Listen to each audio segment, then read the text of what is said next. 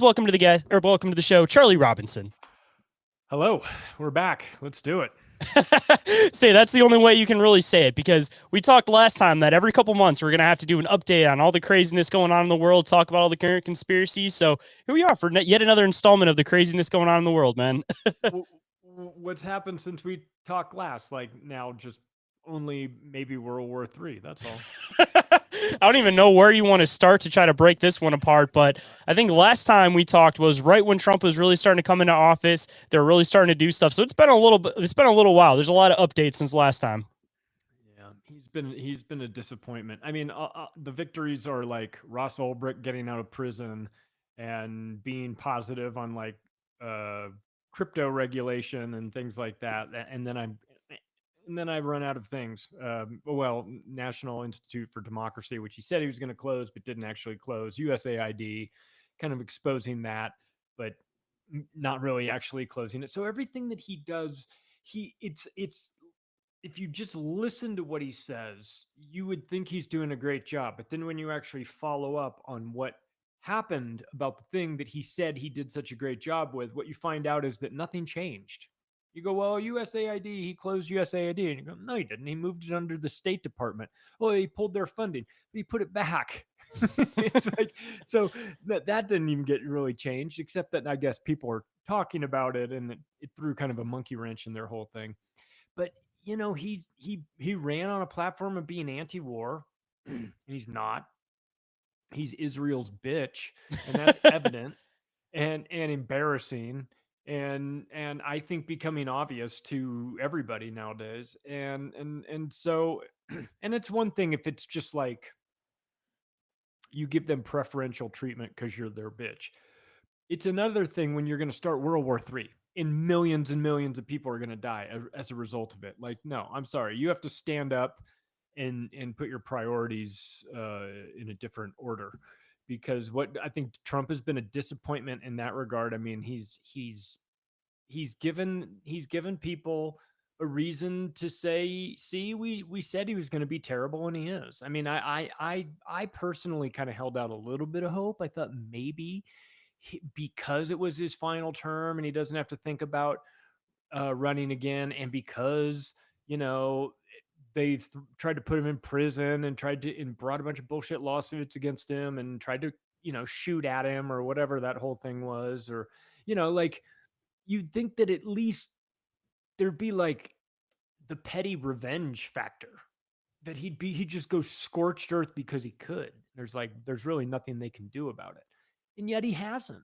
So even like our Trump revenge fantasies are just dog shit, because he's never going to really do it. It's all, you'd be in jail and then no handcuffs.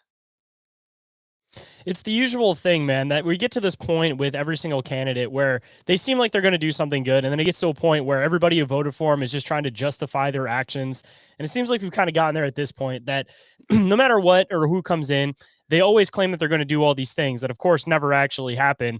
And like we kind of talked about last time, you kind of have to take some of the victories, but as it seems, none of those victories ended up actually turning out to be victories. So it's just continuously the same place that we're in with no matter what candidate. It doesn't matter if they're Republican, if they're Democrat. It's all about pick your poison, but it all inevitably ends up in the same place.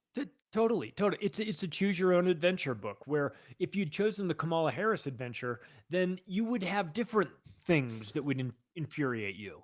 So it would be more gender stuff, and maybe there'd be somebody who's trans in charge of the uh, some agency. I don't know. I mean, maybe things would just be woke and weird and cringy and stupid and annoying, instead of bloody and deadly and terrifying. And so it's like, if they want to get something done that, if you examine it objectively, would be massively detrimental to the Republicans, then you have to have a Republican president sell it, because at least that way you'll get his base to work against its own self-interest and support the thing that they shouldn't. They're never going to get the opponents to support it. this is how you get really horrible stuff done to the Republican side of things, is you bring in a guy like Trump. So when in the aftermath of all of this, when you look back on what happened in the next 3.5 years of Trump, let's say he makes it all the way through, and you go back in retrospect and look at what his administration did, I guarantee you it will disproportionately screw over his base more so than the lefties that he went after, because he's in there designed to convince them to vote against their own self-interest, and he can do that because they love him and trust him, and it's MAGA, and it's, as you said, like they're just trying to justify why they voted for this guy over and over again, and he's going to back them into a corner where they become hostages, and they get Stockholm syndrome and start voting for their captor, simply because they're terrified, or they think that this time it'll be different. I mean, I mean, I feel like we were talking about this before, like how like these people are going to be in for a rude awakening when they realize that they've been had by the ultimate con man, Donald Trump. And I say that as somebody who despises the left. I mean, there's no more obnoxious group than the Democrat hard left weirdos. But Donald Trump has a way of disappointing. And this last whatever he was doing with Iran, and unless he's playing 6D chess, man, which I really am having a hard time believing, and that he bombed an empty facility just so that he could say he bombed something, wink wink, and get the Israelis off his back. I don't know if I'm willing to give him the benefit of the doubt on that one. I see this guy as a complicit component in a genocide in Gaza, and I see him as a guy who is helping to kickstart World War III.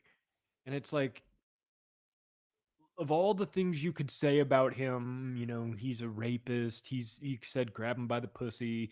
All the ways he's been abrasive and has irritated lefties across the world. The worst thing in the world you could ever say about Donald Trump is that he started World War III. So I'd love to hear them. Now they've got a legitimate reason to be mad about him. I'd love to hear it because of that, but it won't be. It'll be something petty. It'll be because they think he cheats on his taxes or something stupid like that. That's why we have to protest him. We have to impeach Donald Trump because he filled out this form wrong in his tax return. No, go after him because he committed a fucking war crime by trying to start World War III. You want to really go after the guy? He just gave you a reason to run him through as a war criminal for launching an unprovoked attack on civilian infrastructure in a foreign country without declaring a war through Congress and bypassing all that stuff. You don't get to just do that. I realize it's been done. It's been being done for the last 20 years, but it's all illegal. It doesn't mean that it's okay. And the fact that he's doing this and the left is like, we just got to get this guy. He fucking handed it to you on a silver platter. Go get him. Get him impeached for this if you want. But they won't, because they're deeply unserious people that just want to get out in the streets and talk about, their pronouns. It's just the most annoying time to be paying attention. Dude, even on the right side, all I've been hearing on the news is justification why, oh, it was the most precise thing the U.S. could have possibly done. He did it with such ambition. He did it with this. So it's like nobody's really tearing it apart for what it is. You got one side that's actually remaining relatively quiet for the most part, surprisingly. And then the other side's trying to justify it. But I feel like it also kind of plays in with all of this riot mentality that's been going on in the U.S., or at least trying to start these riot mentalities that the left is kind of like picking their battles and sitting back. And it's like they've already used up all their energy on whatever was going on in LA, because of course you get mixed interpretations of whatever that happened to have been. But I definitely think it's the usual thing where it was incited by somebody to try to prove a point. And then right after that, you have the No Kings riot, or not riots, but No Kings protests that I think they were trying to turn into riots, but it just, for whatever reason, didn't push to that point. But I want to get kind of your breakdown and beliefs on what's been going on with these, like this chaotic time in the U.S., but also leading into other chaotic conflict across the other side of the planet.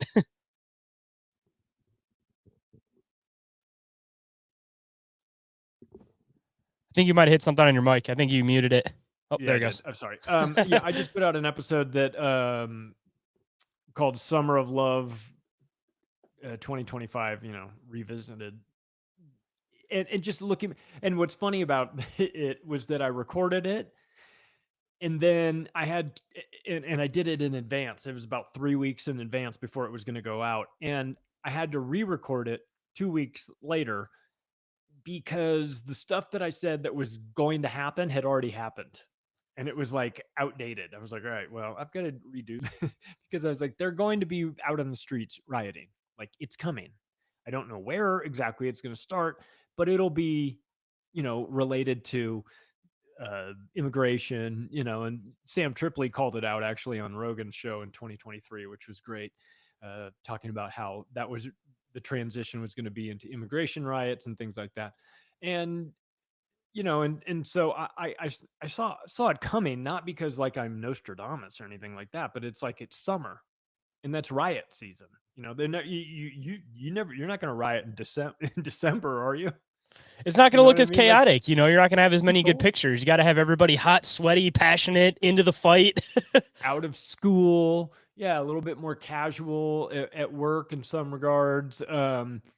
So yeah, there's definitely a time for that, and then you see it being manufactured by these NGOs that have like a vested interest in keeping people fighting, and I just think of it like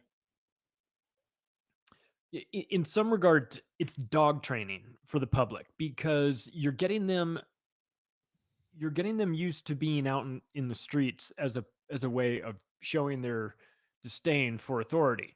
Um, well, that doesn't do anything except it gets you out into the public where you're on camera now. You're like in the database as being somebody who's out in the streets, being angry. Some of the people are paid to be there for sure. Some of the people are curious and they just kind of walked into it. But, the January 6th people were curious and walked into it as well. And you see what happens when they turn the government against you and weaponize it and decide to make something out of nothing. So you want to stay as far away from these astroturfed events as possible because they're entirely traps designed to either manipulate you through the media component of it and show it a certain way and edit it from certain angle and make it look one way, make it look bigger than it is, make it look like it's smaller than it is. The mainstream media downplays a lot of these things. Oh, look, there's 6 people standing around. This isn't much of So you you're going to be part of the show if you go to one of those things, whether you want to or not. So don't. My advice to people is do not go to these things. You, A, you're not changing anything. This is an exercise in facing the wall and screaming as loud as you can, and then someone saying, "Do you feel better now?" You go, Adult temper I guess." tantrums. You know, Literal adult yeah, temper tantrums. yeah, yeah.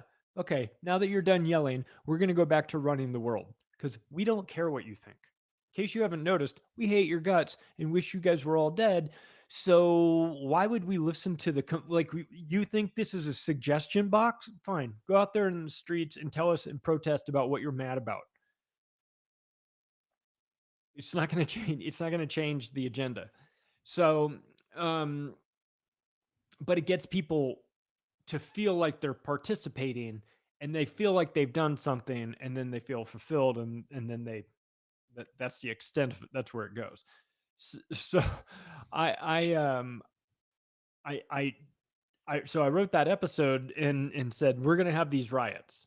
They're just gonna be so fake, but they're gonna be happening. And then we had that, and then we had the No Kings, like you said, and that is like, I mean, my initial thought of that was, well, if we really did have a king, wouldn't he ban the ability to protest against the king?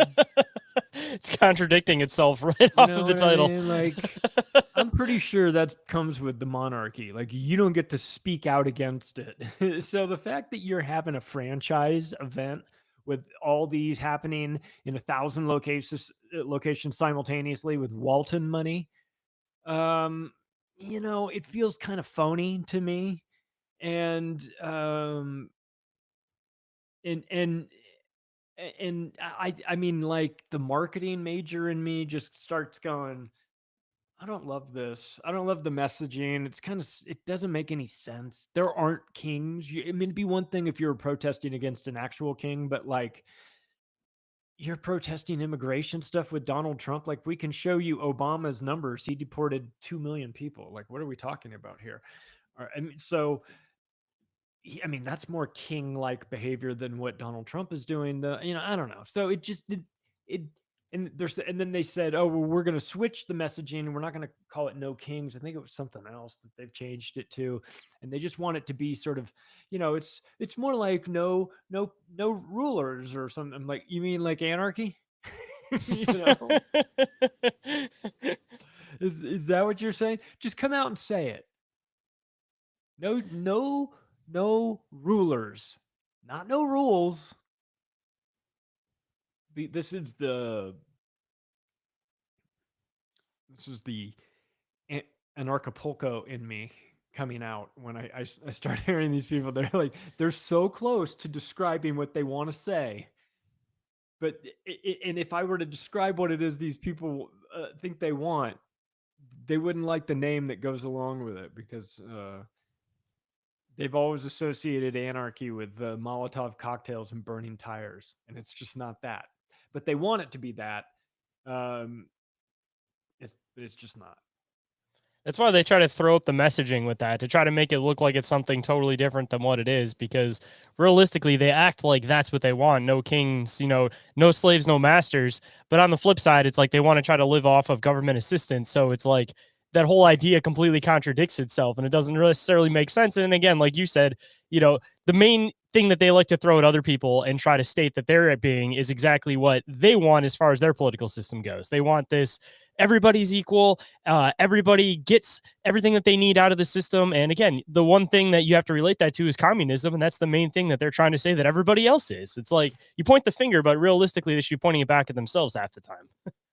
It, it it's so hard to take the argument seriously when they talk about socialism and communism, and how it's never been done right, and things like this. It's just a frustrating. It's the you'll eventually have that conversation, much in the same way. If you've ever attended an Acapulco, you will have the conversation about, well, who will build the roads? That's the big joke, is that's the first question anybody says when you say no government. And so you've got to have these conversations. I don't know, man.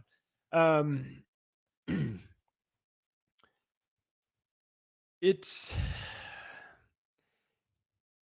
I don't know if it's I don't know if it's better to be paying attention to this stuff and be frustrated, or to be like some of my friends who are, I mean, I think completely asleep.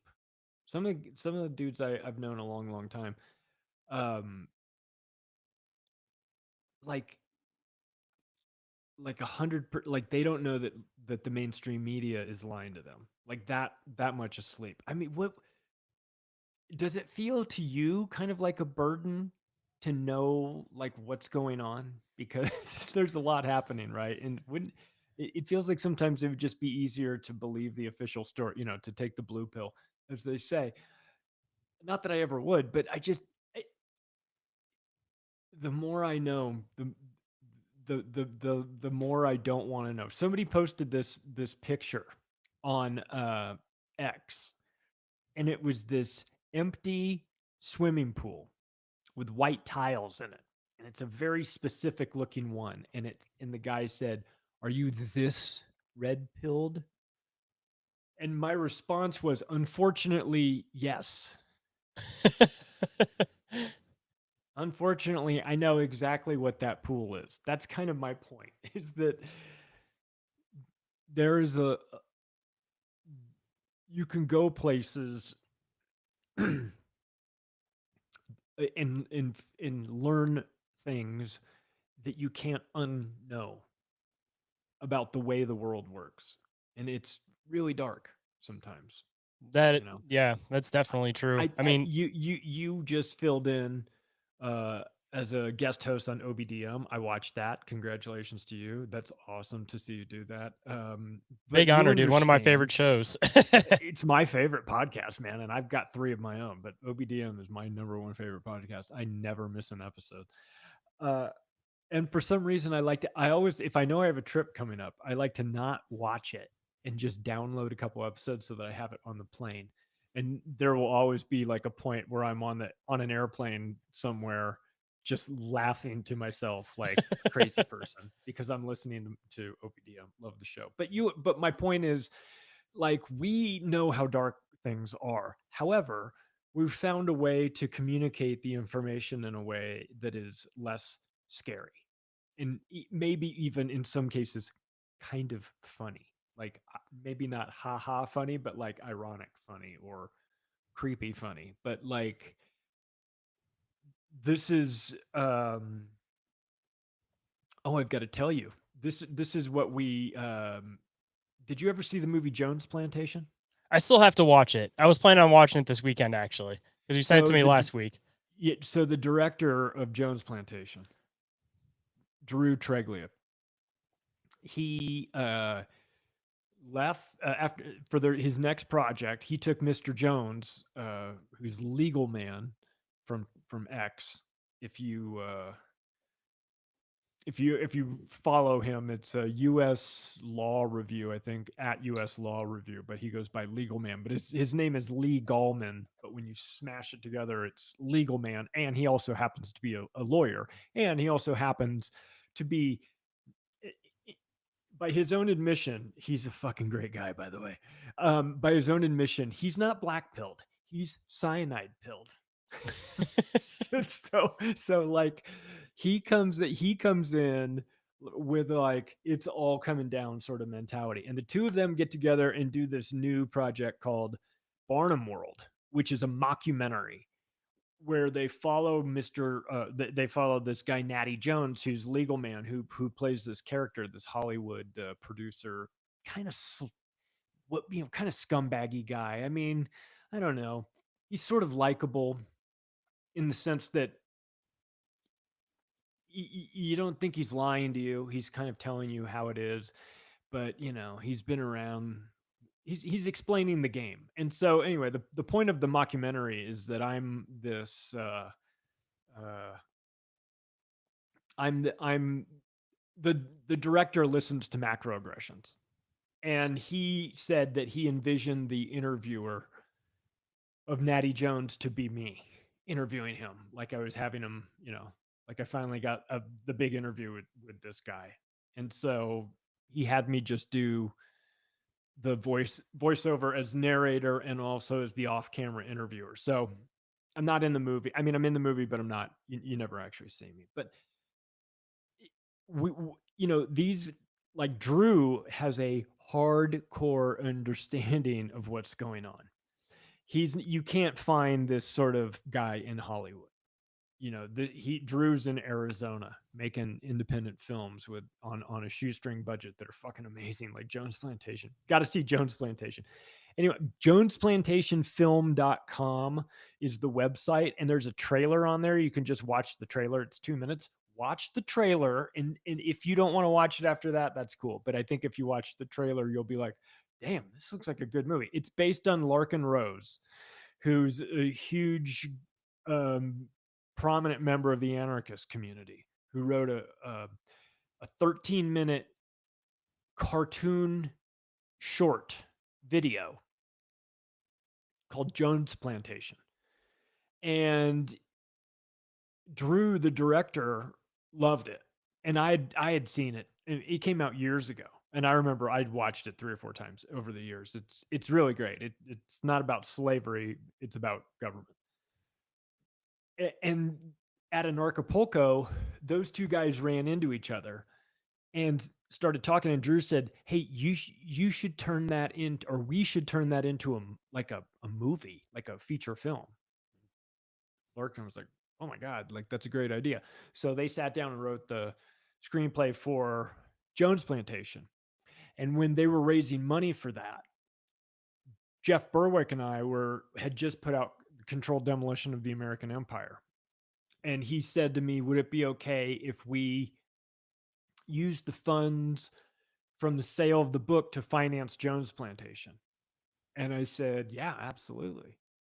That'd be great. So I knew they were working on it, and we knew they were when they were filming it, and we were sending them money as we had it, and it was, because you're kind of running on a shoestring budget. But Drew Film it did a as you can go. great job with Jones Plantation. And so then when he said like, "Hey, I got this next project. Like, would you be interested?" I was like, "Absolutely. Like, whatever."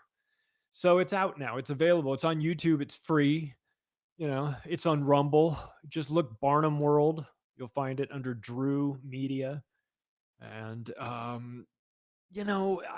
like we have to connect people with this information however we can. And for some people, it's going to be like, I'm going to read Bill Cooper's book, they're just going to open it up, sit down and read the book. Some people, they're 5-minute Greg Reese videos. That's about the attention span they've got. They just need that information real quick, 5 minutes, boom. So, and for some people, 90-minute mockumentary on Natty Jones, this producer who's going to lay out and explain to you what the game is. So it's so funny. It works for our crowd. It works for normies. We screened it live in Phoenix last Saturday of May. Had a couple hundred people there. Then did a Q&A afterwards with me, Drew, and Legal Man. And then took everybody to a bar down the street and drank with the audience till like 2:00 in the morning. And I mean, the response was fantastic. So, and they raised money to do this one through Indiegogo. And in the description, they said, we are going to, because you're donating money, just donating it with no expectation of getting it back. We are putting the movie out for free.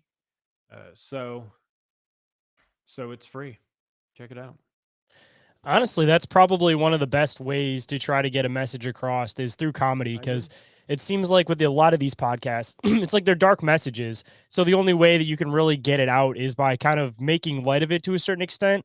It's just a hard game you got to play where it's like certain things you can joke about. Like you can make a bunch of pedophile jokes about politicians all day, but you just can't go too far in depth with that stuff. But you got to know your audience. And you got to make sure you're good at delivering that punchline. I would leave that up to but yeah, I like the idea of, and I did this a bit with the Octopus book because it's so heavy. You know what I mean? Like there's only so much you can talk about Einsatzgruppen, German kill squads without feeling like, like this is like, it feels so heavy. So I had to infuse humor in there. And some of the quotes I used, I had a couple great Rogan quotes, George Carlin, Bill Hicks. I felt like the comedians could see the game from either they could see it from a different perspective or they could explain it in a way that connected with people on a different level. And they were allowed to say it, like the court jesters, right? They were allowed to make fun of the king. The comedians sometimes deliver the truth. I mean, George Carlin is like, I mean, to think how incredibly based he was to be at that era, to know the sort of shit that he knew. And I'm surprised he didn't end up unaliving himself, at some point, just because of what he was talking about. Like he was way ahead of his time with a lot of stuff. way ahead. And I think that, comedy has always been a great way to deliver tough messages. It's like, and in fact, there's a quote in the Octopus by Joe Rogan talking about the Daily Show. And he said, I always liked Jon Stewart with the Daily Show because he would give me a story that was a real story that I could understand, that was important, but there'd be a joke in there somewhere, so it was a way for him to get information delivered to him in a manner that he liked. and so I feel like that's kind of where we are with with our work, or at least that's where I am with my work, from books to podcasts to Activist Post, which is like a daily news source, to now the movie, and a mini documentary that they did with about Union of the Unwanted as well, which is a funny one. There's a guy named T. Snyder. Do you know Tease? Have you crossed I paths with him? Conspiracy Synergy. Yeah, it sounds really familiar. I don't think we've actually had a conversation on the show, but I know I've heard that name before. He's a fantastic director. He's done like feature films that are amazing. He did one on a lady who sits with people when they're at the end of their life, like not assisted suicide, but something similar. It's very, very sad. Anyway, Teese is a fantastic director. He's doing all these mini documentaries. And he just put one out that people can find at conspiracysynergy.com. And it's called Vagabond Union. So part of it was Last American Vagabond, Ryan Christian, and what was going on in his studio. And then the other part was the Third Eye Carnival in Nashville. I was there with Sam Tripoli, and since they had half of the Union of the Unwanted, Tease took us out and said, "Come sit in the swing set." So we're in this like porch outside on a Saturday afternoon. It's pouring rain. It's me and Sam Tripoli. We're like bundled up, and there's this dog that has had 8 puppies right down at our feet. So T sets up his camera to film us and mics us all up and everything like that. And when you watch the mini doc, there's a part where Sam Tripoli and I are both sitting next to each other on a swing in the rain, with each of us with puppies in our lap, rubbing our puppies and talking to Tease. It looks so crazy, but he did a great job with it. He did a great job with it. Speaking of actually going into a totally different range, and I want to see what your opinions are on this, talking about things that you just kind of have to make jokes about. The whole thing with the riots recently, that the main image that gets portrayed is the dude that's holding the Mexican flag, and everybody is so pissed off about it. And all I can do is just sit back and laugh, because I'm like, don't you guys see just like the plain obviousness that like this is perfectly placed? Like, again, like at a certain point, it's like, not that you become so red pilled that it's just like all you can do is laugh, because you just see the obviousness of everything. And it kind of drives you crazy sometimes, because like you were kind of mentioning, it's like you'll see people talking about politics, left or right, and you'll see that they're just repeating these like key phrases, and they don't actually know what they're talking about. There's no honest emotion behind what they're talking about. And you just sit back and you're just watching these people get pissed off about, oh, this guy's waving this Mexican flag. He shouldn't even be in here. Why is he waving this flag if he wants to be in this country? And it's like, do you not see the humor in this? Like, the one image they show, that's the image. Like, there's a reason for that. And they can't see the psyop for what it is. They don't understand the game, and they don't, when there's that perfectly framed picture that goes out, boom, that's like the symbol of it all. That's 100% by design. Like that is psychological operations 101, like working. And I think Magic Mike even pointed out that there was spray paint when I went on OBDM. There was spray paint on the back of the car that said like Evola 95 or something like that. And he was mentioning that it's supposed to be a reference to like the Age of Chaos. I don't know the exact specifications of this, but I remember there being some other symbolism within the words that were written on the back of the car too. well, this is the thing about events like this. Maybe not so much this, because this one wasn't really like a false flag, but like having a conversation with Ole Damagard. Do you know who he is? Yeah. OG, like false flag guy. Um, I, I had the opportunity to just sit and drink beers with him all night long in Mexico, which was till 3 o'clock in the morning, talking about Operation Gladio. It was one of the greatest nights of my life.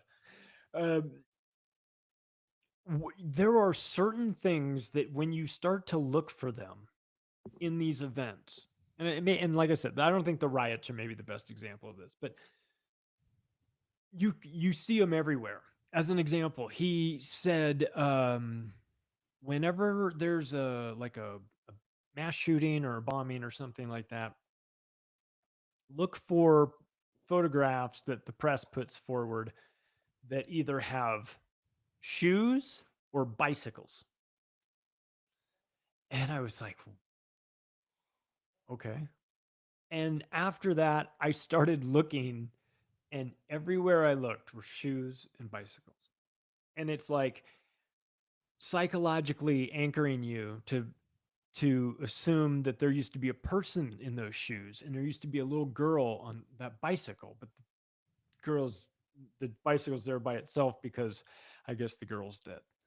So you go, oh shit, it's all fake. And Ole's like, he's like as fake as a traveling concert. And so we talked about NATO's role as the traveling false flag circus that goes from NATO air base to NATO air base, conducting mass shootings, false flags, and then when the press covers it, the images that they use are always have bicycles and shoes. And so then it's like when the news comes out, you're getting one version, your friend is getting a totally normie version.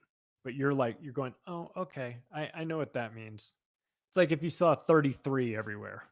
Mm-hmm. You're like, oh, put the 33 again. Seriously, you're gonna do this? I know what this means. They don't care. Dude, I had a recent one with ISIS actually, because I'm sure you probably heard about it because No Agenda talked about it. But in Warren, Michigan, which is exactly where I live, there was this supposed attempted terrorist attack from some teenager who was involved with ISIS, and he went to go and try to bomb this building, and they ended up shutting it down before anything happened. And my dad, as we've talked about on the show, is one of the people that's everything they hear on the news. They're like, "Oh my God, there was going to be a terrorist attack. They're going to start World War III." Like this is my dad's regular mentality because of watching the news all the time. Yeah. Me, I sit back for a few days and I try to watch what's happening. I'm like, all right, I hear the keywords here, ISIS. So I know that there's some type of government involvement here in some form. Right.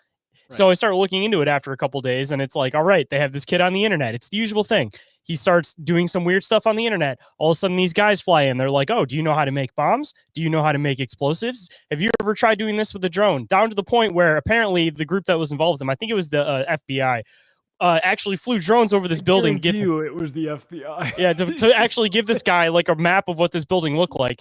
The kid shows up, he's about to do the attack. They stop it down and they go, "We stopped ISIS again." It's like, all right, there was no ISIS involved. There was a kid, and you told him that you were ISIS, so he thought he was talking to ISIS, and then he tried to conduct this attack. You stop him and go, "Oh, we stopped ISIS."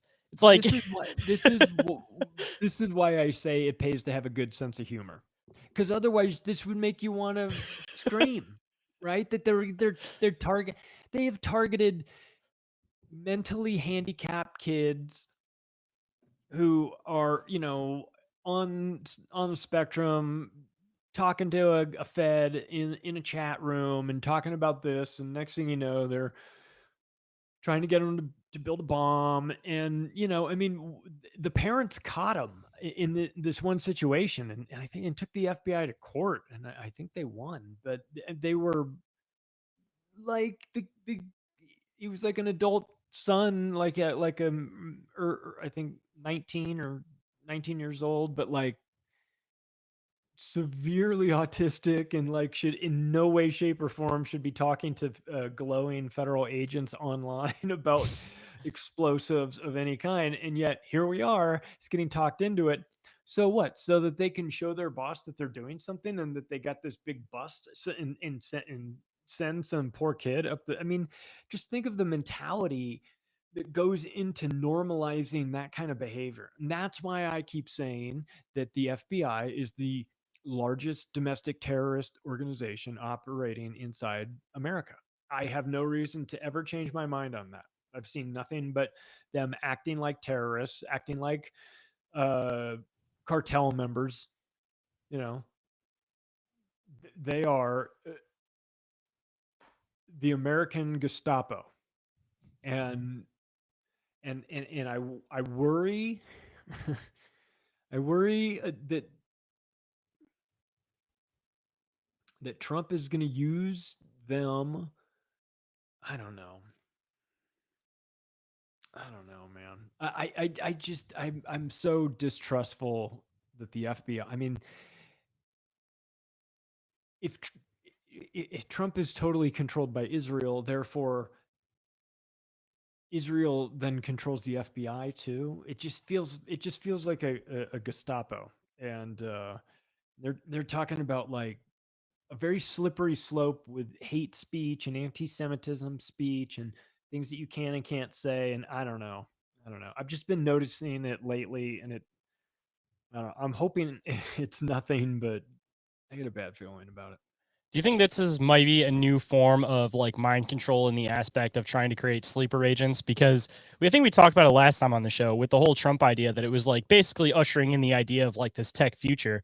And everybody talks about this whole idea behind like the Minority Report that they're going to try to track crimes. But I think people are kind of looking at it in a more sci fi mentality than what it actually is. I think what they're actually creating is like algorithms on everything that you search, everything that you look up, the type of things that you're into. So it's not that they're actively creating these profiles, but rather they have AI or algorithms creating these profiles. And once they have these top notches on this profile, like, all right, this person's looked up this, they go, all right, this is somebody that we can start to use and start to push them into a different direction. So instead of having this whole idea that they would have like a sleeper agent where it was somebody that they mentally mess with them for a while, they threw them back in the real world, and they have this like code word that just snaps them into place and they just go and do this action.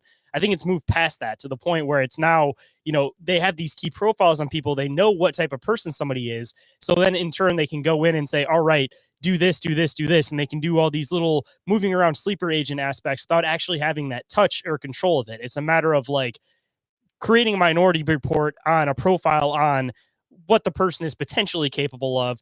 And then they're going to use that as an argument in court one day when they say, all right, we didn't incite this person to do this. They clearly had all these check boxes. They were a ticking time bomb. We were only just doing what we needed to do to see if they were going to take that extra step. So it's like they have their protocol to be able to pretend like they have no tie or attachment to it while they're actually using these people for their own agenda.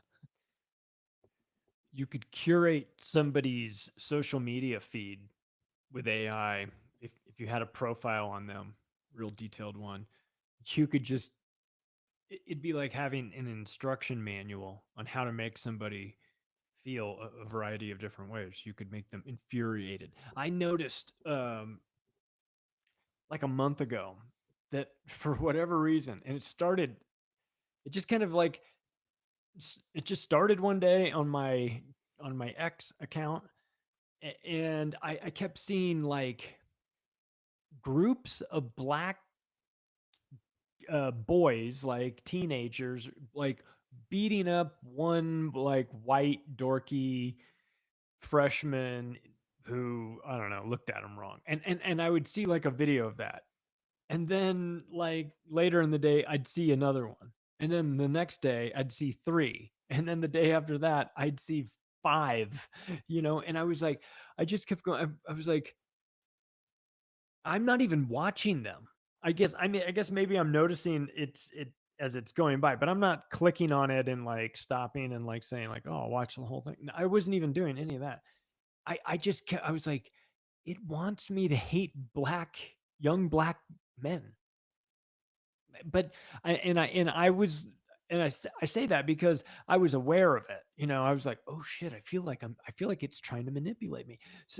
So then you can go in there and say like not interested in this post, and you can kind of curate it a little bit your own way. And I had to go in there and do that because I was just getting shown fight after like I was like, dude, I have seen like 15 fight videos today that I didn't ask for that were being served up to me.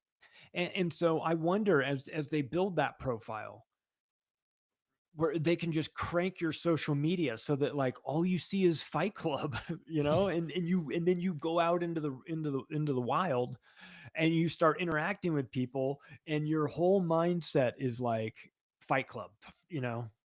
So I think it's a soft form of mind control.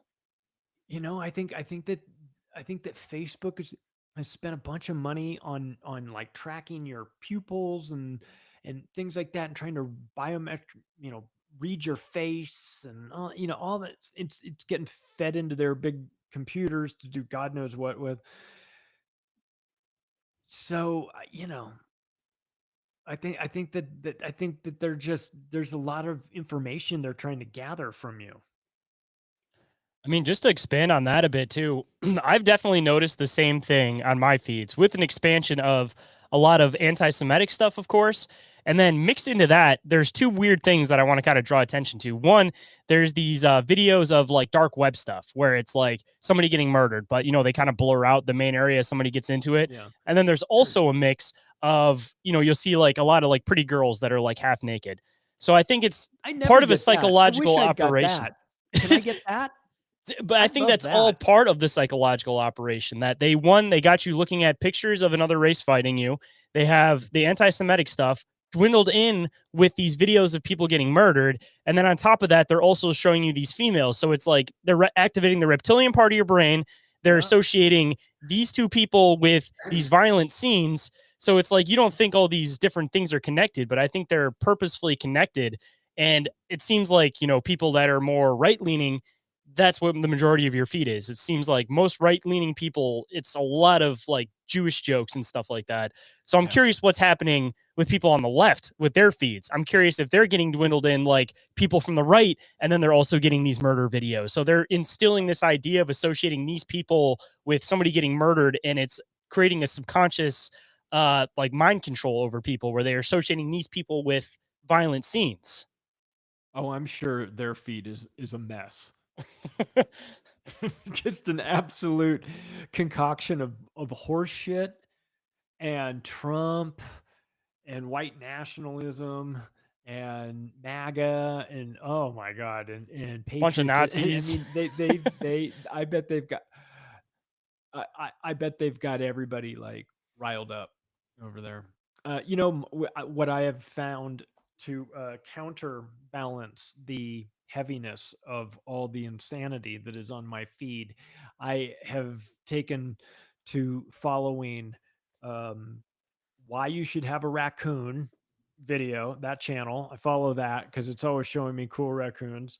Bigfoot vlogs. That one's always a good joke. a couple of following otter families around. So there's one that's like Otter News, and they put videos. So I'm trying to like offset that stuff with cat videos and things like that to keep me from jumping out of my office window. Dude, even trying to counteract it, I don't know if you get this stuff, dude, but it's like a weird double side to the feed where I'll have all this stuff that's like hatred towards the woke side. And then on the flip side, the advertisements will be things like join this, LGBTQT dating app, join this app. And then you hit not interested, and these apps keep coming back up. So talk about like, again, trying to instill hate on people. It's like, all right, are they trying to show you fuck these people, but here's a way to connect with them? Like they're trying to say like, all right, you don't like these people, so we're going to shove it at you so that maybe you can even go and interact with these people and show your hatred to them on this site now. That's really funny. I'm curious if on the flip side, they'll get like Christian Mingle in their web feed. So it'll be like, all this hate towards, the right. And then next they get Christian Mingle underneath it. Like, just go over there, see what happens when you jump onto that site. Just try it. Totally. Here you go. Let's get these, let's get the peasants fighting with each other more and more. But I mean, even within that, though, like that causes even more anger towards the other side. So it's just this constant area of just constant turmoil. And my curiosity then it comes into this is it seems like the LGBTQT thing is starting to like die out as far as how much is getting pushed in your face. But on the flip side, the migration thing is what's really getting pushed into your face. So it's like, if we have this idea that it seems like we're trying to push towards this war that's about to happen, why is it that they're creating so much chaos within the country when you think that they'd be trying to do this thing where everybody unites under like nationalism? But I've been trying to kind of break down what the possible facade is of this. And there's a couple different solutions I've came up with. Either one, we've talked about it, I think, earlier on the show, this whole idea about starting a holy war. And there's a lot of these like weird premonitions about there being a holy war that's going to start World War III and everything. So if you're bringing in all these people from South America, I mean, a lot of them are very Christian based in their beliefs. So maybe you're trying to load up the country with these Christian based people. But on the flip side of it, it's like you have these people fighting your other Christian based people in the country that you need at some point to join together if you want to actually fight this quote holy war overseas. So it's like where is the end objective here? I'm trying to figure out like why they're trying to start stuff overseas while also creating chaos here when you would assume that they would want to create nationalism in the country to push everybody overseas. Because that's usually what happens. That's what we had, during 9/11, for example. You unite everybody, so everybody wants to fight. But if you have everybody fighting here, I mean, maybe the facade is I don't want to fight here anymore. I'd rather just go over there and fight. Like I don't know how to. It seems like we're just in this age of chaos, and I'm just trying to make some sense out of why there's so much shit going on. I mean, it's probably the usual smokescreen, but I'm trying to connect this piece to this piece, and I can't come up with a fully logical explanation on where these two things connect, even though I know they connect. Well, I always wondered if they were going to make some sort of offer with the military age fighting men that they keep talking about coming across the southern border and say, join our military or whatever it is, like a version of our military, and serve, and we'll make you a citizen. So if you were to do that, then theoretically you have cannon fodder. You have a bunch of non-American, possibly more than likely non-English speaking people who you can ship overseas to any of your bullshit wars and throw them in there, but or use them to drive trucks or whatever as infrastructure. You could I see them I see that as an offer, as a valuable offer. That might And justify them to the part of the right, though, because if they go and they fight a war and they come back, maybe they would be a little bit more like, yeah, you know what? You've earned your place here. You deserve to be here now. So that might for get rid of that sure. turmoil on the flip side. Oh, for sure. And I would suspect that if you were some dude who came across the southern border from Guatemala and you got shipped to Iran to get into a war and you lived and came back, you'd probably have a different perspective on things. You'd probably be a Republican too, or you'd be, you'd, you'd have a totally different mindset. I don't know, man. I had my friend Christian Yordnev, who's my certified health practitioner, but also um, works with me on Activist Post. He was like, "Bro, what do you think about the chances of World War III?" And I said, I honestly, I think it's happening.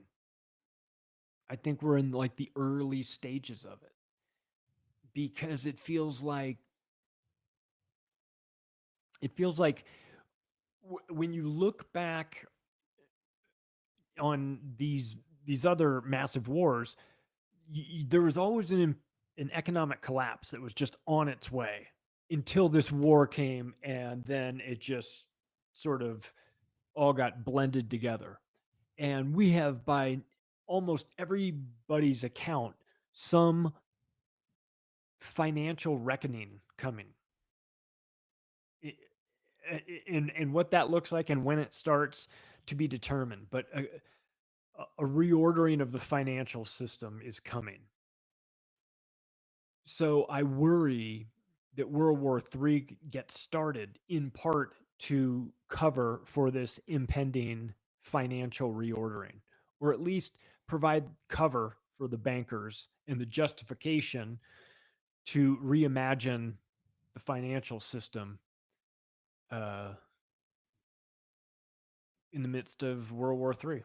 You know what I mean? Or in the aftermath of World War III. I So mean, that's the thing, is it's very perverse incentive structures that make these people want to go to war and make that to them be the best option, as opposed to where we would be, the default is how do we not start a war. Their mindset is, how do we get to war? That's the Patrick Clausen quote, the Israeli lobbyist who's on video. And I used his quote in my 2017 book, where he says, I frankly don't see how the president can get us to war with Iran. And he's talking about how he's unsure how the president, and this was like, it looked like it was maybe when George W. Bush was president. Look, it was old kind of. And he's talking about he's perturbed because he can't see how George W. Bush is going to be able to get the United States into a war with Iran. Not stop a war with Iran, but how he's mad because he won't be able to get us into a war with Iran. And he starts talking about Iranian submarines, and sometimes they go down and they might not come back up, and who would know why? And he did it exactly like that, in like in a super Jewish-y, you know what I mean, voice, the at the end, and it's on video, and you can find it. It's just Patrick Clausen, Israeli lunatic. I don't know, Iran, Israel. Search something like that. You'll find this guy's video, and you'll watch it, and you'll be like, "Oh my God, I can't believe this guy is explaining that he wants to start World War III by a false flag attacking an Iranian submarine." So it's like, once you see this with your own eyeballs on video and you go, "Oh my God, like, they're really saying that?" Like, he's not drunk at a bar, caught on, he's not like one of those Project Veritas situations where you like got caught on a hot mic or anything. Like, he's at a podium talking to other people in the audience, explaining how he's upset that we can't start World War III 20 years ago. So you once you know that is the mentality of the people inside the operation, then when Christian asked me, "What do you think about World War III?" I go, "Unfortunately, it's filled with a million Patrick Clausens, and they all want war because there's a lot of money in it, and it remakes society, and it covers up crimes, and it covers up financial collapses, and all these things, and it's all these just very very fucked up incentive structures where the worst outcomes are treated the best, and I'm afraid, I'm fearful that this is part of I'm fearful that this is scripted, and that this is part of the script. You know what I mean?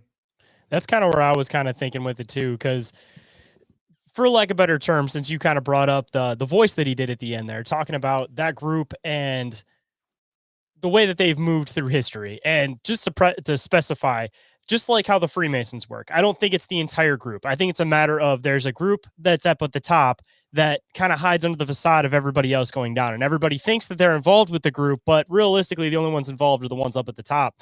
And it seems like whenever there's multi-level marketing of religion, you know how exactly, yeah, it's a pyramid scheme. High earners at the top. Everyone else is making jack shit at the bottom. It's the pyramid scheme, the usual pyramid scheme with all this stuff. So most of like the Freemasons, like, "Oh, you're a Freemason, or you meet some guy at a party. So what are you, fucking Satanist or anything?" Like, dude, the majority of the people that are in Freemasons don't know anything about the very top level stuff. It's like, it's a boys club. They're just hanging out. No basis. But it is. I am glad that people are paying attention to that, at least. But yeah, I'm curious if these people are like shifting where their basis of operation is, because you got World War II. Obviously, there's a huge shift of the base of operations after the Weimar Republic and everything happened. So everybody moved over. They moved their whole scheme over to the United States, and it seems like we're getting to a point now where, as we were talking about earlier in the show, like everybody's kind of starting to get them figured out. And as soon as everybody starts getting them figured out, that's when all this anti-Semitic stuff starts coming up. So I'm kind of curious if they're using this as a new operation to be able to switch to their main base of operations somewhere else. And everybody kind of talks about this, the U.S. not necessarily being like the world power that it has maintained through the years anymore, and that Russia and China are going to take that place.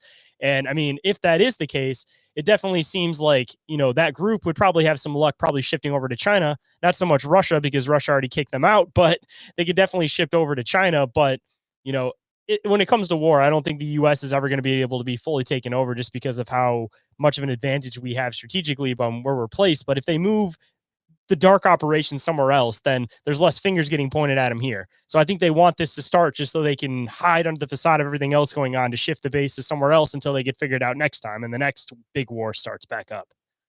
Russia is under their control, by the way. That is one of the common denominators that links all these guys is the Chabad Lubavitch control over Donald Trump, Netanyahu, Putin, Javier Milei.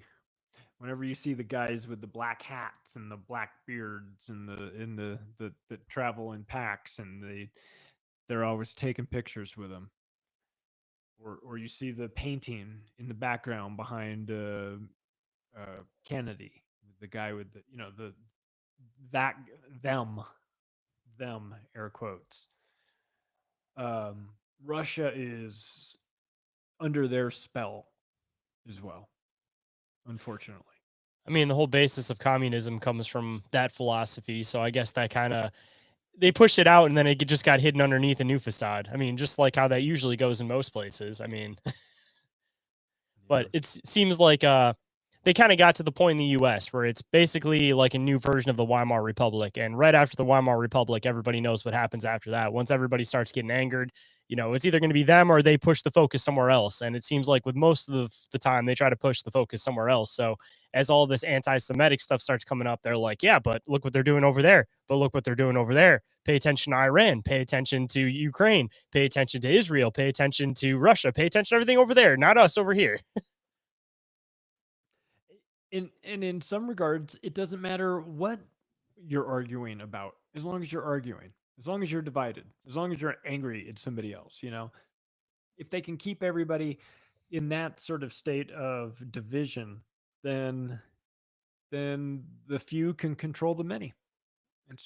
It's just a strategic move of theirs.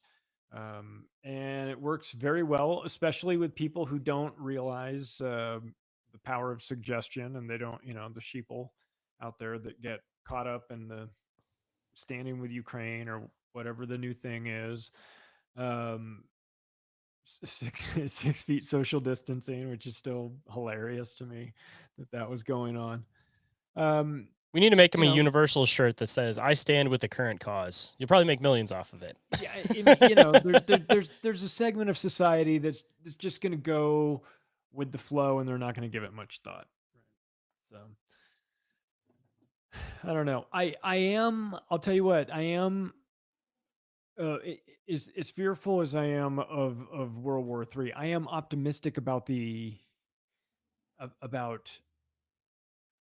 role of the alternative media in getting,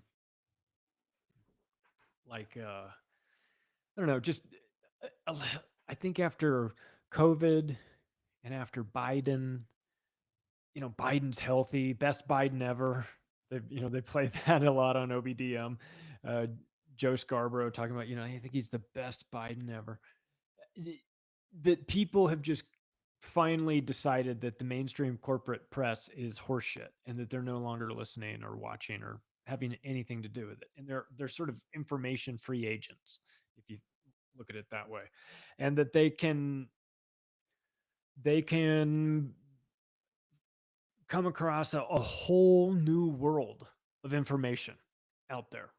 And so that's what I think the alternative media, and I think there's a lot of people that are like, just tell me what happened and not necessarily how you want me to feel.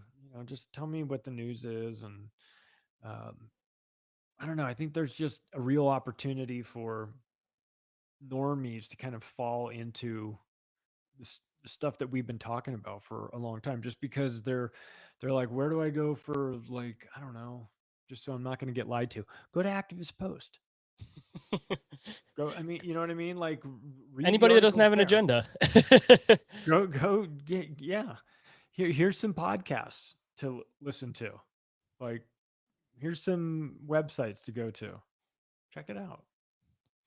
So, for the little bit of time that we still have left, there's something that I definitely wanted to get into with you at some point because I want to kind of get your views on this one. So, talking about the independent media, it seems like one of the main things that's been talked about recently is the Great Replacement theory, and this goes universally, not just for the United States but for Europe too. And from most people's perspective, they're basically trying to view it as basically trying to like push out the white race, try to get rid of the majority of the white race, and a lot of these podcasters that are claiming this are saying that like we only make up 8% of the world's population. But the reason I'm bringing it up is I kind of want to get your perspective on it because it seems like with a lot of this stuff, there's a lot of stuff that is just intended to be thrown in there to try to get people riled up. And I feel like this could definitely go both ways. It seems like there is a lot of logic behind it, but it also seems like something that's intended to rile people up, especially considering how passionate a lot of independent media is talking about it. So I kind of want to get your views and opinions on this whole great replacement theory that everybody's been talking about. So I had Dan Lyman on my show. He is the head of Infowars Europe and Border Hawk News, and he had reporters in Croatia that were talking to the police there, and the police they were saying like, what's the common, with these people that you're rounding up and you're catching, what's the common denominator? And they said, well, they all have these cards, these debit cards. And they said, well, who are the debit cards from? And they said, well, the cards are from Open Society Foundation, which is Soros. But what? But they're reloadable, and Soros wasn't reloading them. The EU was, and so he's like, oh my god, like the EU is financing the migrant caravan up Western Europe. 100% being made to happen. So it's only theory. It's only conspiracy theory. It's a Kalergi plan, great replacement theory. It's like, no. This is what's happening. It's measurable. We can count the people. We can see this is happening in North America as well. And it's by design. And it's moving assets into position. It gives you Democratic voters in the US because everybody's going to vote Democrat because that's sort of the implicit agreement. And even if they don't vote, some Democrat's going to find a way to vote for them, and they'll take care of it. But it's definitely a Democrat demographic situation. Brings in cheap labor. It brings in chaos. It Clower and Pivens your social programs like welfare, destroys them so that they can be rebuilt in a socialist paradise, whatever the fuck that means. But that's what they're always talking about. So these are like Bolsheviks, like the way that this is a destructive ideology.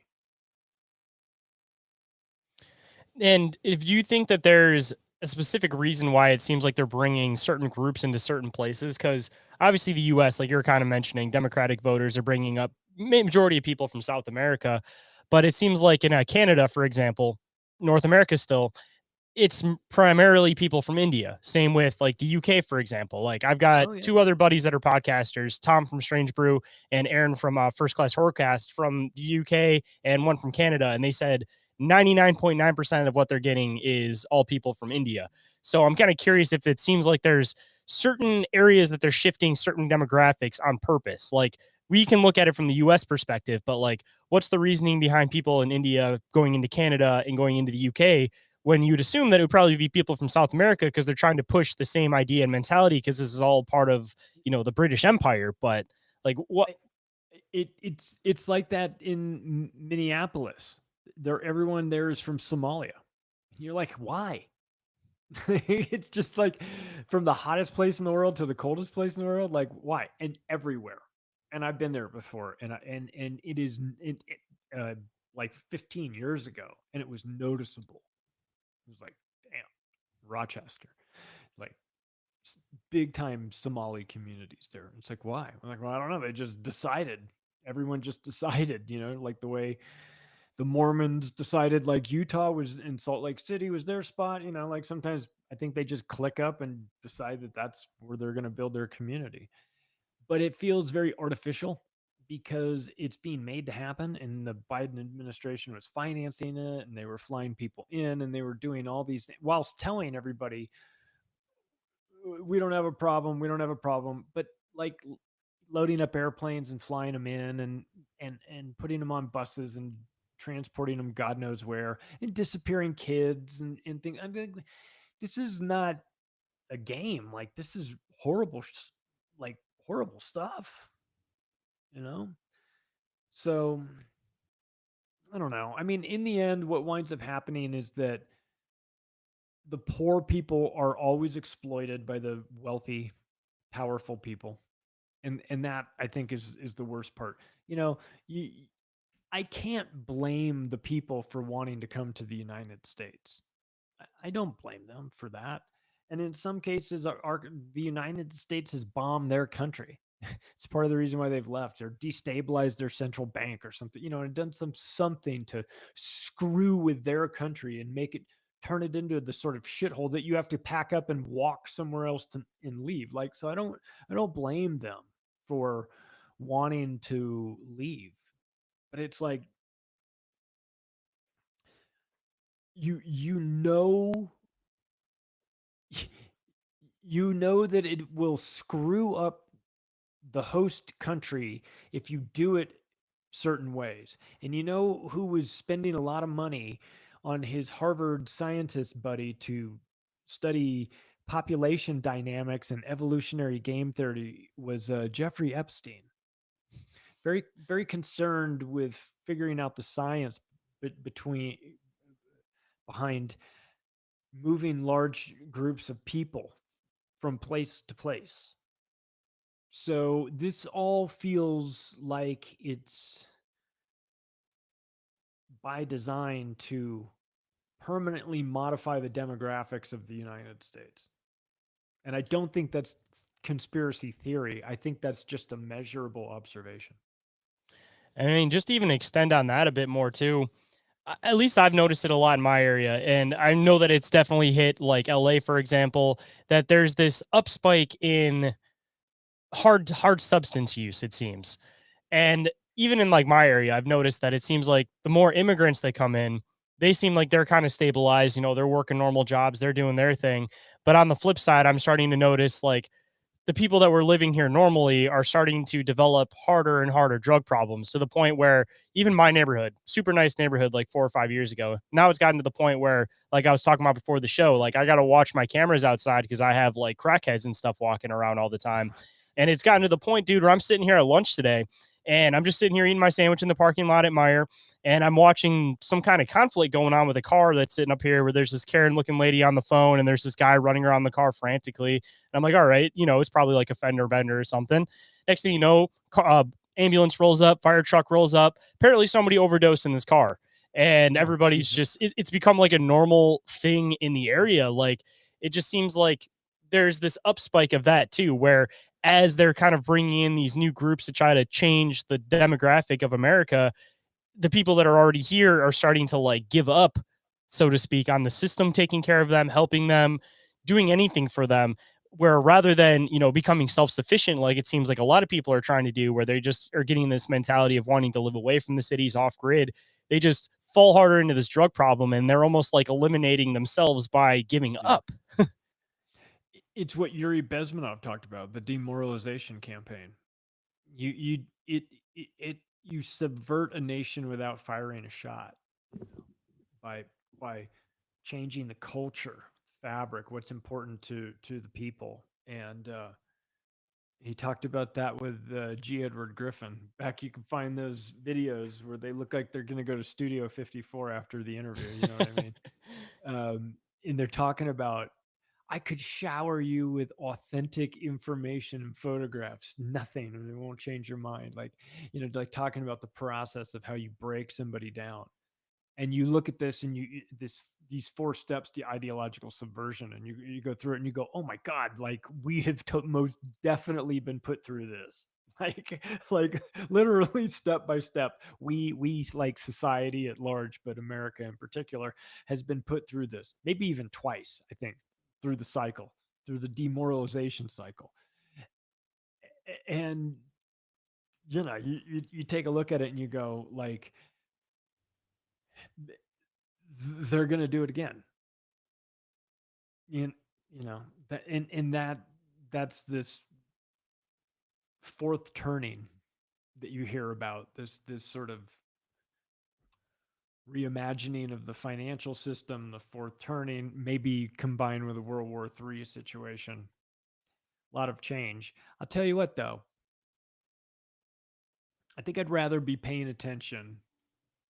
I kind of joke about wanting, take the blue pill, but I think I'd rather be paying attention with something as monumental as what we're set to go through, like a real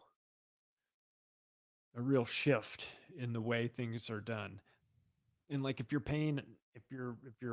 aware of it, I feel like you're in a position to either get out of the way of like the catastrophe part, and or like really be in a good spot going forward, like positioned well because you saw this coming and sort of, you know, got your money out of the bank or whatever it was you did that was like proactive.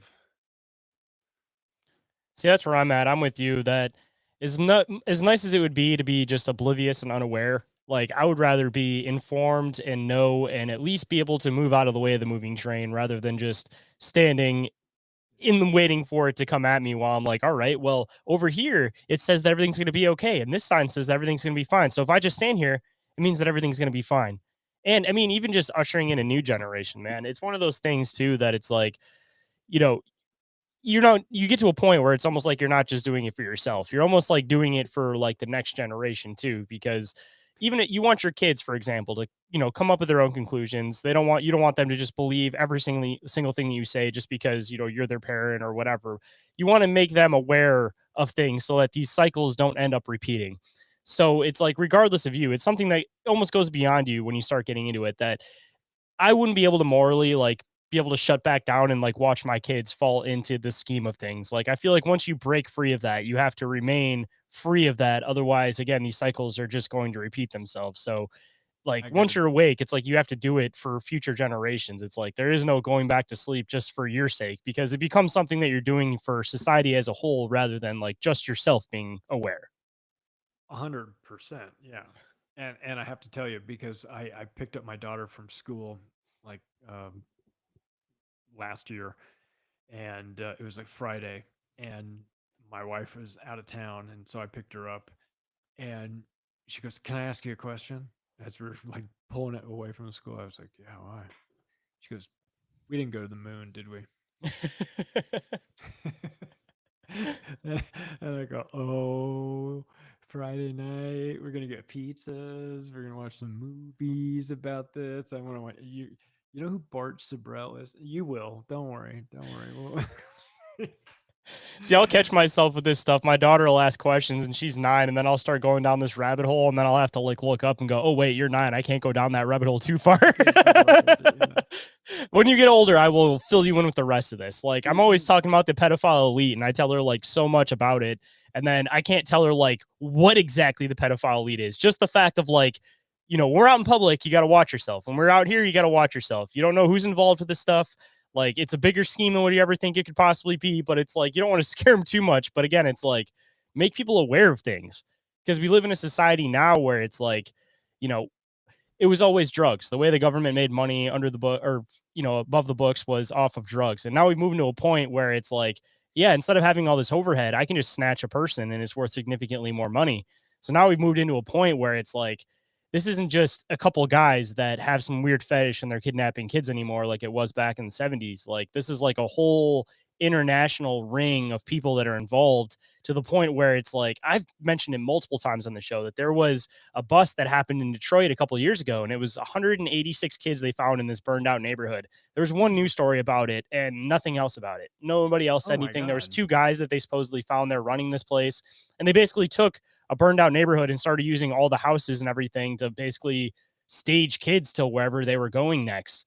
And it's like, again, news Yep. stories like that don't get talked about. So it's like, you just want people to be aware of stuff, but you don't want to go like too far into it. But yeah, dude, I gotta catch myself with her, because it's like I'll start getting into stuff like that, and it's just like, all right, just be aware of people. If somebody's acting weird, stay away from them. Like, Yeah.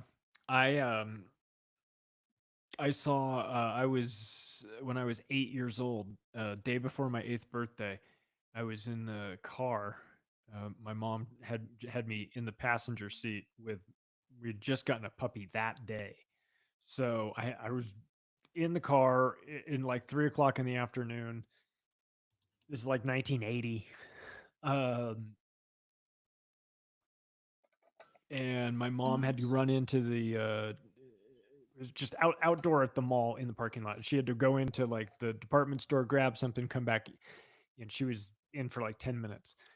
When she came out, these 2 guys walked up on both sides, one on her side and one on my side. And as she opened the door, the dude pulled out a gun and put it to her head and said, "Move in, or I'll fucking kill you." And I'm sitting in there just watching this. And my mom gets in, and as she gets in, she just slams the door real fast before he can get in and just starts hammering on the horn. And the dude was right there at my window. I was like looking at this dude like, holy shit. Like he was trying to get in my door, and and these dudes took off right after they did the horn. wow, talk about And like a brush with death, dude. dude, my mom said she saw in her head the newspaper headline, "They found her dead, raped body in a ravine." And she just thought, if I allow them to get in the car and move us, we are dead. So she just hammered on that horn. And dude, they wound up catching the guys. And I got to go do that thing that you see in all the movies that you think is fake, but is actually, I guess, real, where they walk them in the lineup with the bright lights, and you're in behind the two-way glass, and they go, which one? And you go, number 5. I get to do all that. Dude, I can't even imagine how horrifying that experience was. And like, that was earlier, as far as like, that was before all of this stuff started like really taking off. So it's like, that's one of those situations where it was probably definitely going to be those guys, but it's like gravitated now into a time where it's like, those guys are just the guys that grab you. Like, they're not going to be the guys that do everything else on the back end Oh, of things. Like, they got dude. guys that break you down mentally. They got guys that move you. Like, it's a whole multi-billion-dollar industry that's hidden underneath the scenes. Like, it's goes international. Like, I don't think people understand the depth of like how rooted these pedophile rings are, even in political standings in countries. Oh, well, to add on something to my story that I probably is relevant as well. The 2 guys that were doing that, they were Marines. The 2 guys that tried to rob me and my mom were Marines. They were part of like a network at the Marine base that was robbing people with guns taken from the base. So that definitely And it brings in makes a me whole think of different view like of it. Presidio and satanic shit that was going on through there, and the role of the Navy, and you know what I mean. You know what I mean. It's just there's a darkness to some of these upper level military organizations too.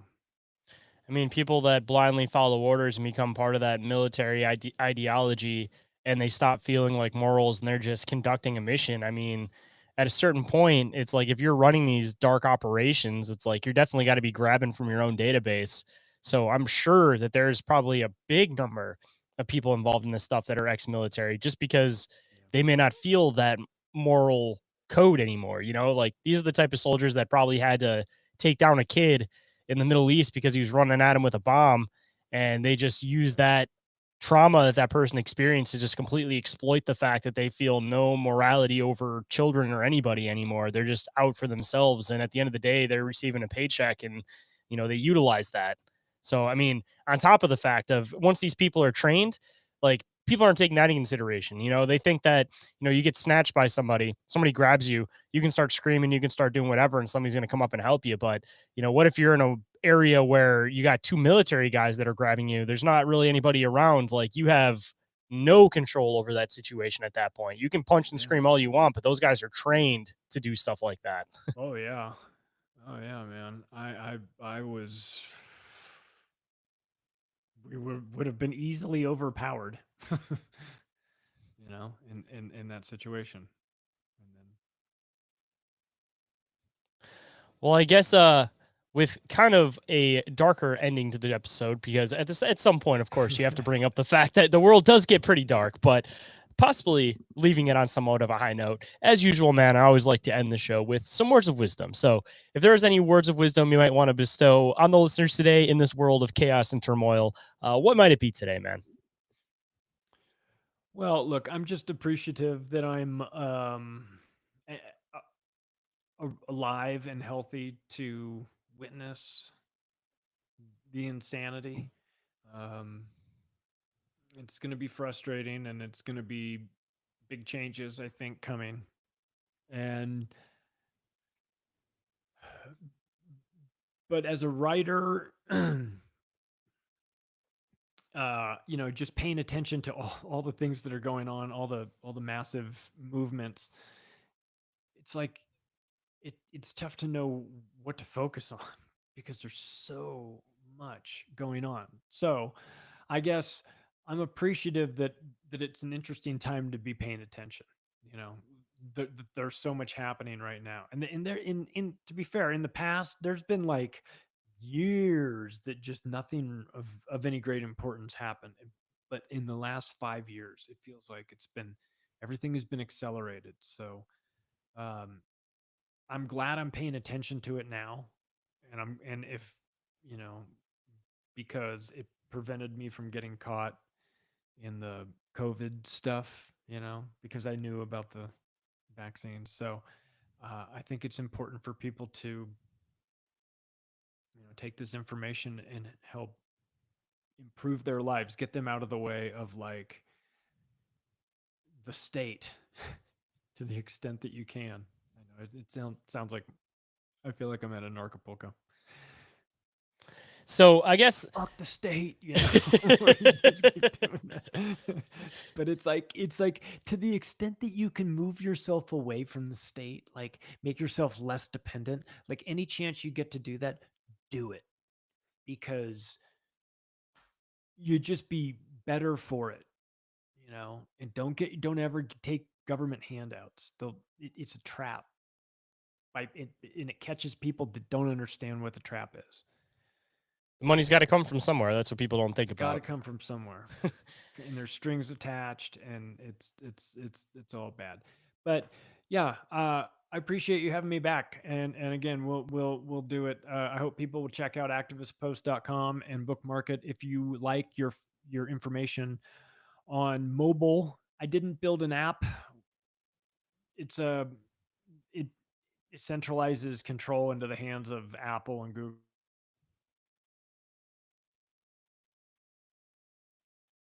Oops. Oh, I hear you. It cut out for a second.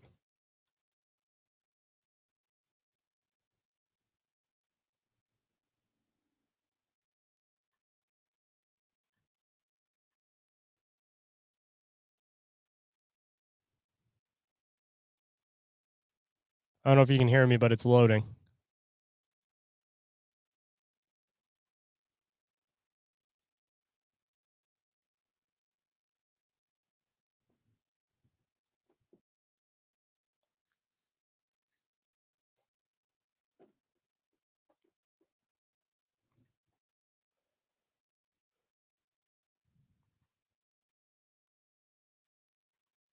Oh, there's two Charlies. What happened? I'm back. You see your the second screen at the bottom? There was one that like you started trying to load one up and then it like popped in as a second screen. Oh no, I didn't see that. Sorry, something just happened on my end, and my internet just completely dropped out. I don't know why. So We were pulling on some strings apparently. You're talking about activist posts and telling people where to go to get the truth, so you know they have to cut you off. exactly, yeah. Truth's so dangerous; they have to kill your internet. Probably my stupid internet anyway. Um, yeah, and macroaggressions.io for anything about the podcast, and we're coming up on 10 million downloads, man. So after a little over 5 years, so I'm proud of that because I really thought I was talking to myself for a while, and I think I might. I think I probably was for at least the first 6 months, but it's been fun to have that outlet, and so I'm grateful for anybody who's checked out the podcast. So yeah, thanks for having me. Absolutely, man. We'll do it in a couple more months. Say 3 months. That's about the marker when we got to start talking about some other chaotic stuff going on. Exactly. It gives us 90 days for for I don't know, World War III to kick off. Hey, with that though, there might be a new movement afterwards. Actually, just to bring up some last little bits before we end up wrapping up completely. So I'm sure that you've probably, being a writer, you've probably read a bunch of different stuff from Hunter S. Thompson. And recently I was going back over listening to the audiobook of the Hells Angels book that he wrote back in the 60s. And he was talking about this whole idea behind like one of the last like freedom movements in America, and basically how it was completely manipulated by the media, and they made them seem like they were all of these like awful guys. Don't let them come through your town. They're going to destroy everything, blah, blah, blah, blah, blah. And I was thinking about this idea about like, will there be another one of these like honest, true grit, like just freedom movements? And I'm hoping that there will be another emergence of this. But like you were kind of mentioning earlier in the show, it's hard when everybody can map your face no matter what place you go to. But not trying to say that, you know, World War III is going to be anything positive or anything like that. But it seems like after some type of big conflict, the soldiers come back and they have this new mentality of fuck the government. We're going to start a new freedom movement. Okay. So maybe out of all the turmoil at the end of it, maybe we'll finally have maybe a freedom movement that might actually work, that, you know, won't be completely manipulated by the media, because we have the opportunity now of independent media also being involved in this, other than just Hunter S. Thompson following them around and writing about it. Yeah, there's for sure there's an appetite for a freedom movement. And there will be interest in co-opting that movement as well. There'll be people sent in there to try and undermine any sort of success that they get. I think the best thing is to just build outside of the system. You can't change the world. You can change yourself. You can change your family. You can change like the people in your circle. You can go to these live events and connect with like-minded people, and you know, some people are relocating and moving to like-minded communities and doing it that way. But I think there's I think that you just have to start with changing yourself, you know, because that's where you'll have the most impact. And in doing so, maybe you can inspire other people to change themselves. But I have found that people change when they want to, and you really just can't make them. And you can only sort of be there at the right time when they're ready to, you know, receive some information. Because a lot of the time they're not. I've unfortunately I've done it the hard way. Just to solidify what you're just kind of saying a little bit too before we completely wrap up, just out of shits and giggles, you know, everybody likes to mess with like ChatGPT and AI and just try to change what they are and how they respond to things. Just out of curiosity, after I had this whole thought, I altered ChatGPT to basically answer and respond as Hunter S. Thompson. And then I asked, theoretically, if somebody was to start a freedom movement in 2025, how would they go about doing this?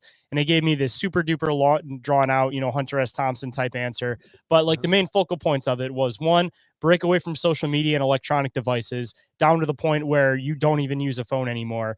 Start connecting with people on a smaller community base. And it basically said completely unfiltered language. Say what needs to be said to anybody that needs to be said and do it in a nonviolent manner. And I was just like, that's really funny that playing devil's advocate, it's like ChatGPT gives you the response that we've all been talking about. So clearly we're onto something with the idea. It's just a matter of how do you get that push to get people to want to stand behind this thing?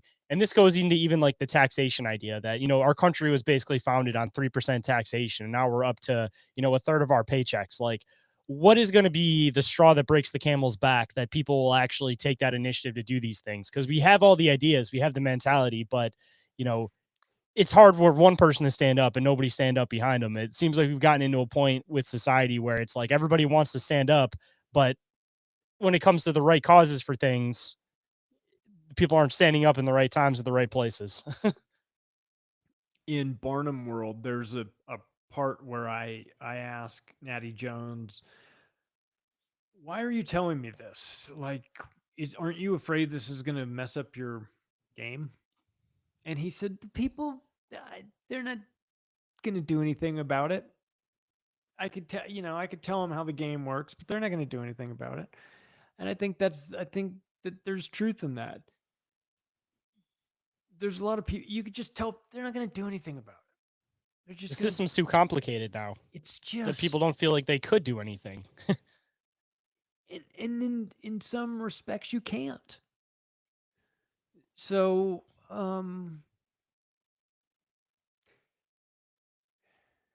it's just all just always goes back to Yuri Bezmenov. Yuri was right. I have this meme. It was like that just says Yuri was right. It's like demoralization. Ain't that the truth? It explains so much of why the wheels seem to have fallen off. It's like, no, they ran a cultural revolution on you. They ran a color revolution on you, and broke the spirit of the nation. Say now it's getting to the point now where it's like even within independent media, nobody knows who to trust because, once something becomes the main source, then of course there's going to be people that take advantage of that. So it's just, people just you never know where to get the proper information from now, unless it's like you honestly know the person and trust the person. Yeah. And that's why I'm like, all right, people. I'm gonna need you to go to Activist Post. I mean, shit. I'm inviting you to. Please come on and check it out. Like, there's information there. And then I think what happens is that you'll get a fever for the flavor of some of these writers, like Caitlin Johnstone, who you'll read a lot at Activist Post, and you'll be like, she's a savage from Australia. She just despises the Zionists, right? And she's a really great writer, and she's super funny and over the top. And come to Activist Post for just random news, and then you'll find particular writers that you'll wind up following their work, I think, and ultimately, hopefully, supporting them as well.